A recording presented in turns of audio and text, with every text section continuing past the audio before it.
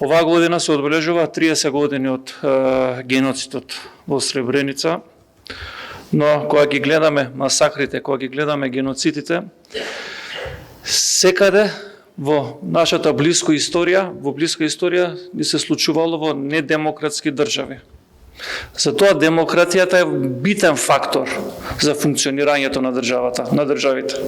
Исто така и денес се одбележува 10 години од најголемиот митинг, од најголемата револуција во нашата историја, односно шарената револуција, која започна на 17 мај 2015 година.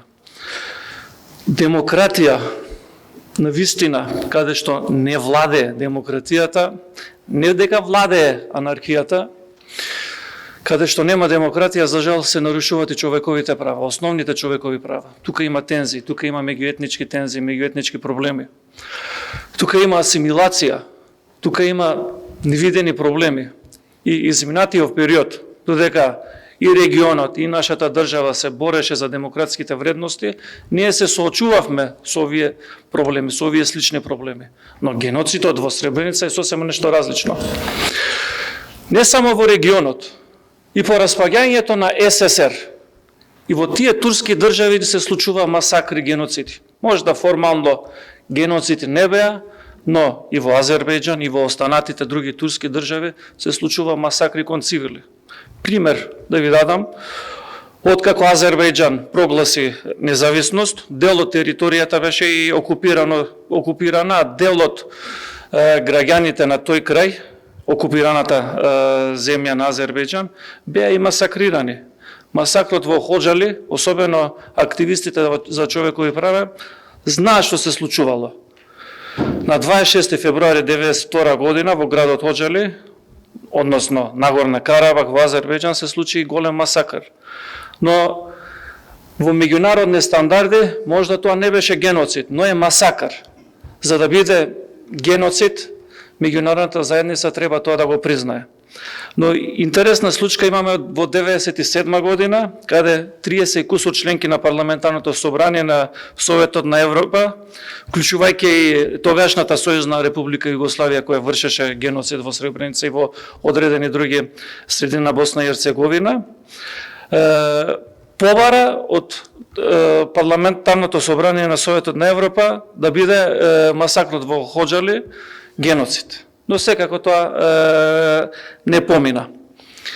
Исто така, денес во одредени држави во светот, особено каде што не владее демократијата, се случуваат масакри, се случуваат обиди за асимилација, културна асимилација, јазична, верска асимилација, се случуваат разни нечовечки случувања, особено тука можам да кажам дека во Кина, изминатиот период, се случува голем масакар кон ујгурите.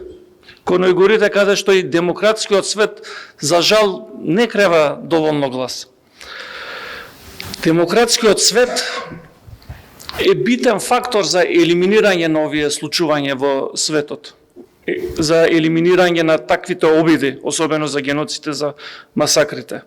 Но, кога ги гледаме и масакрите и геноцидите што се случија и во нашата географија пред години, и сега кои се случуваат на ујгурите во Кина, се уште за жал и во Кина се користат и принудна стерилизација и абортуси против жените ујгурки, се воспоставуваат 21 век концентрациони логори и се спроведуваат политики за национална и верска асимилација, особено во однос на културата и во јазикот. 21 век се уште се вршат масакри кон одредени заедници во светот. Каде е демократскиот свет? За жал, и во државата, и во регионот ни се случија што не се случуваше, но дали во моментот, кога зборам за во моментот, за во периодот од 24-25 пат до воиднина, ни се заканува такви случувања. Бидејќи и во периодот има рушење на човековите права во државата и во регионот. Со српскиот свет, со покажувањето на српската сила во државата и во регионот, дали тоа е закана кон одредени помалку бројни етнички заедници во државата или обид кон асимилација на македонскиот народ. Треба да најдеме одговор за овие случувања денес што се случуваат. Исто така, игнорирањето на најголемиот геноцид воопшто не треба, односно тие политички структури кои го игнорираат геноцидот во Сребреница, треба да знаат кај им е местото. Во овој период, навистина, се соочуваме со кршење на човекови права не само во државата, како што кажав претходно и во целиот свет. Заменувањето на демократскиот поредок на авторитарски поредок, можеме тоа да го перцепираме како и закана за продолжување на кршењето на човековите права.